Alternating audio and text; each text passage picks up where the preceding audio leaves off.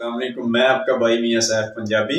तो मियाँ साहब क्या खूब लिखते हैं, नारो अखियो डक लो अथैरू ते कुछ नहीं लभदा रोया, जिउंदे दुख मुकदे नाही ते दुख मुकदे ने मोया।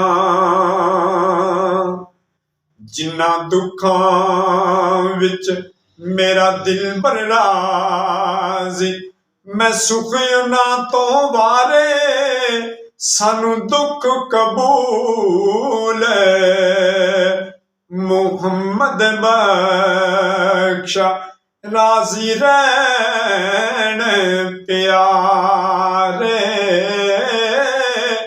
अपने अल्लाह के साथ कैसे मुखातब होना है, मियाँ साहब क्या लिखते हैं, मैं अन्ना ते तिलकन रस्ता मैनू देवे कौन संभाला, बहुते तके देवन वाले मौला तू हथ पकड़न वाला।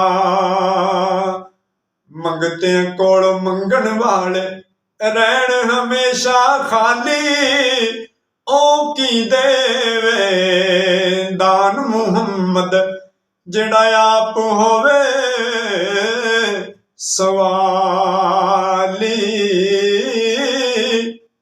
औखी कार फकीरी वाली चढ़ सूली ते बहना, औखी कार फकीरी वाली चढ़ सूली ते बहना, दर दर दे टुकड़े खाने ते बाजी पैना कहना।